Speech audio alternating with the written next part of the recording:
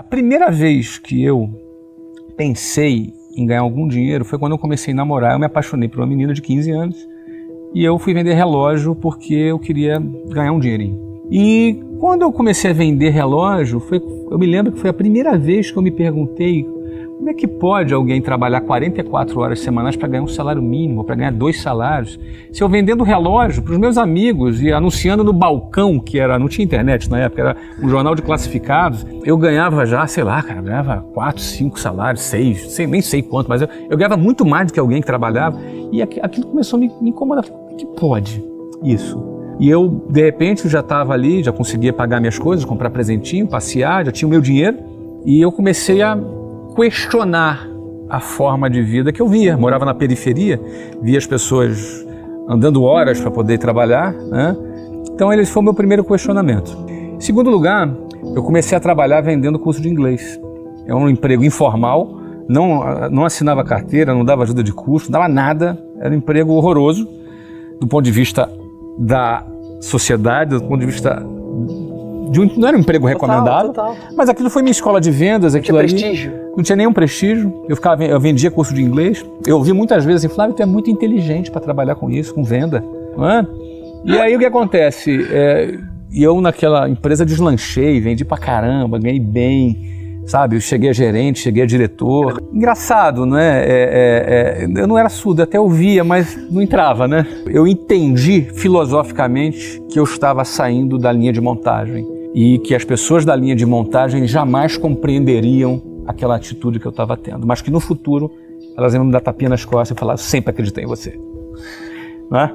E aí isso aconteceu. E quando eu estava no meu auge, ganhando muito bem, para minha referência naquela época, eu resolvi sair para abrir minha própria empresa. Foi em 1995. Mas eu diria para vocês que esse impulso inicial foi porque eu queria casar com a Luciana. E isso despertou vontade de ganhar dinheiro, eu precisava ganhar dinheiro. E óbvio que isso é muito pouco como meta, mas aquele foi o próximo passo que eu enxerguei. A partir daí, quando você sobe um degrau, você começa a enxergar novos degraus. E de lá para cá eu nunca parei. Eu sempre quis ir para o próximo degrau. Eu nunca quis, sempre tive medo de me acomodar. Não quero me acomodar, eu quero ir sempre para o próximo degrau. Não é?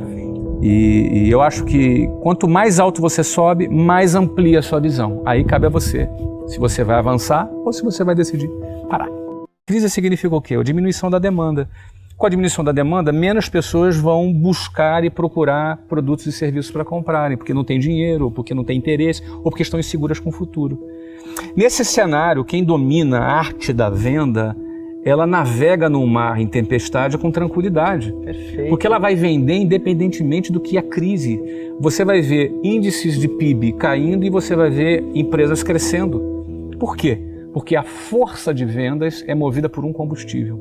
Qual combustível? O sonho do vendedor, o desejo dele mudar de vida, o desejo dele transformar a sua vida. Isso faz com que ele alcance resultados de venda porque ele está sendo movido pelos seus próprios interesses. O vendedor é um empreendedor que não tem um CNPJ, ele tem uma pasta. A pasta é a empresa dele. Não sei se a pasta, cada empresa tem... Hoje o iPad. O iPad, o seu celular, aquilo ali é a empresa dele. Ele não tem um CNPJ, mas ele tem um sonho, ele tem um objetivo, ele quer mudar de vida.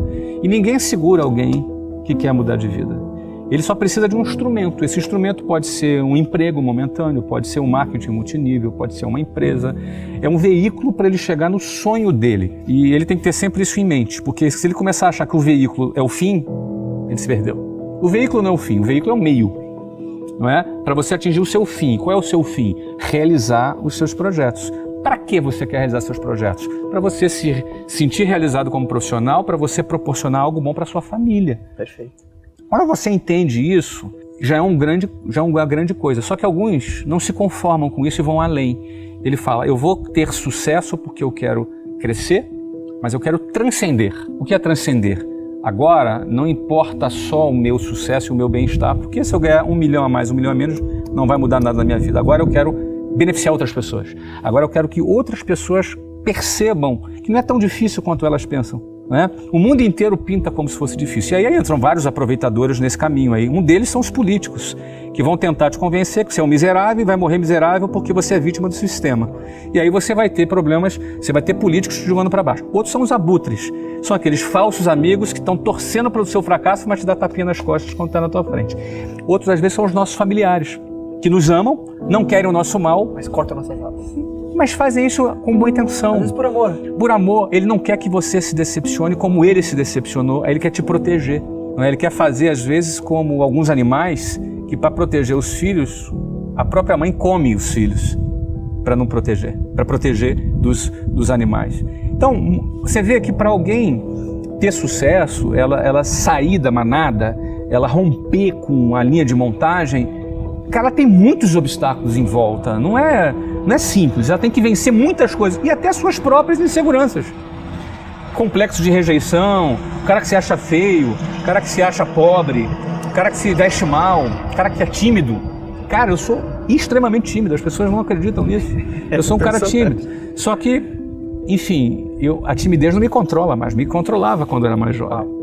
A gente aprende a lidar com isso daí. E qual é o limite para o nosso crescimento? Não tem limite. Você pode ter uma empresa, você pode ter 2, você pode ter 3 escolas, 4, pode ter 400 como eu tenho, pode ter um clube de futebol, um estádio. Não tem limite. O limite é a gente que coloca.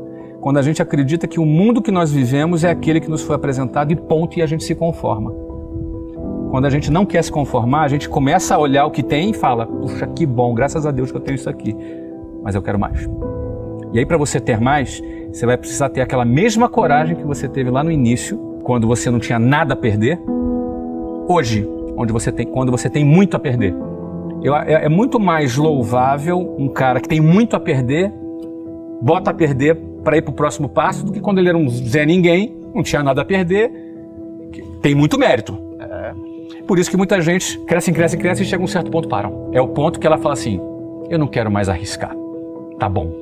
Aí sabe o que geralmente acontece? Ele sai do A pro B, vai do B pro C, C pro D, D pro E, E pro F, F pro G, chega no X, ele fala, tá bom X. E não é que ele vai ficar no X, ele talvez volte pro A. Porque ou tu tá subindo, ou tu tá descendo. Não existe acordo com a mediocridade. Não existe acordo com o fracasso. Ou tu tá espancando o fracasso, ou ele tá te espancando. Mesmo que você não saiba. Então tá cheio de morto-vivo aí andando, que já morreu, o cara não sabe ainda. Daqui a um ano ele vai descobrir que já tá morto, já estava morto há um ano já. Por quê? Ele morre quando ele desiste dos sonhos dele, quando ele se acomoda dos sonhos dele. Aí esse cara já tá morto. Quando a gente fala em sucesso, para muitos esse tema é um tema um pouco obscuro, um tema um pouco subjetivo. Muitos acham que é sorte, outros acham que é obra do acaso. Na realidade não é nada disso. Todas as pessoas que obtêm um resultado, historicamente, já foram feitas várias pesquisas a respeito disso, eles têm um padrão de comportamento, um padrão de pensamento. Como pensam as pessoas que têm sucesso, como pensam as pessoas que alcançam um resultado positivo em suas carreiras. Isso não só aqueles que começam do zero, mas às vezes a segunda ou a terceira geração que pega a obra da família e eleva para um outro patamar. Essas pessoas geralmente têm alguns padrões de pensamentos que são muito estudados hoje em dia. É um erro muito comum uma pessoa ser considerada empreendedora porque ela é cheia de ideias. O cara é cheio de ideias, então esse cara é empreendedor. É um erro. Somente ter ideias não é suficiente para alguém ser considerado empreendedor. Ou então uma pessoa assim, nossa, aquele cara é corajoso, ele avança, ele está sempre abrindo um negócio, ele quebra todos os negócios. Isso também não é suficiente para uma pessoa ser chamada de empreendedora. Então por isso eu quero tratar desses 3 elementos que eu considero como básicos. O primeiro deles é visão. O que é visão? Visão é a capacidade que alguém tem de enxergar algo que não existe como se fosse concreto, algo claro. Ela enxerga claramente aquilo que aos olhos das pessoas comuns é ainda inexistente, mas ele consegue trazer à existência aquele elemento. Eu vou dar um exemplo para você. Eu não sou escultor, não é? Mas eu admiro muitas pessoas que fazem escultura. O escultor ele tem uma outra maneira de enxergar as coisas. Vou dar um exemplo. Se você for querer esculpir um rosto de Cristo numa tora, não é? De repente, eu sou leigo, talvez você que seja leigo, enxergue aquela tora e fala, caramba, poxa, o cara tem que ter muita habilidade, muito talento para esculpir o rosto de Cristo ali. Talvez o escultor enxergue de uma outra maneira. Talvez ele enxergue assim, o rosto de Cristo já está ali. Eu só vou tirar o que não é o rosto de Cristo. É um ponto de vista diferente, é uma visão diferente que o artista tem. A arte, ela trabalha muito com esse elemento visão. E do ponto de vista do empreendedorismo, existe um quê artístico também, porque a visão, ela é fundamental. Então quem não tem visão já parou aí. Quem enxerga o que todo mundo enxerga, já parou por aí. Jamais vai ser empreendedor. Ele pode abrir 850 negócios, mas você não pode dizer que esse cara é um cara empreendedor. Então visão é a capacidade que você tem de enxergar além, antes da coisa existir, de uma maneira muito clara. Agora, não adianta nada você ter visão, você enxergar um caminho fantástico, um nicho de mercado bacana, uma coisa extraordinária, só que na hora de partir para fazer, para executar aquela tua ideia, você não tem coragem, você tem medo. De repente, para executar uma determinada ideia, vai exigir de você que você largue o teu emprego, o teu empreguinho, que você tenha aquele salário garantido todo mês, ou significa exigir que você se mude de cidade, significa que você mude de área de atuação. De repente você estudou administração por toda a vida, de repente você vai ter que trocar de área. E de repente você não tem coragem para fazer isso. Então não adianta nada você ter visão se você não tiver coragem. Você morre na praia.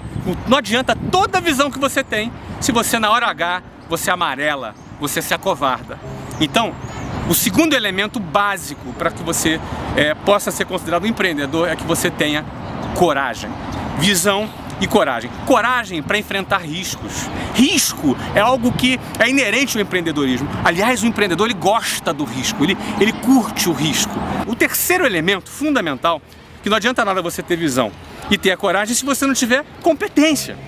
Você precisa ter a competência para executar, a disposição para botar a mão na massa e ter a capacidade, a competência de fazer a coisa acontecer. Tá cheio de gente acadêmica, tá cheio de gente fazendo business plan no Excel, fazendo altas planilhas. Aliás, existe um dito popular no mundo dos negócios é que a planilha aceita tudo.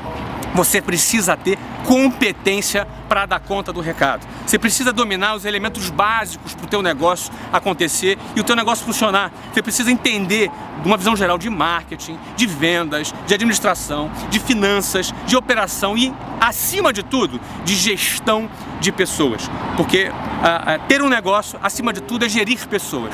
A começar de gerir a si próprio.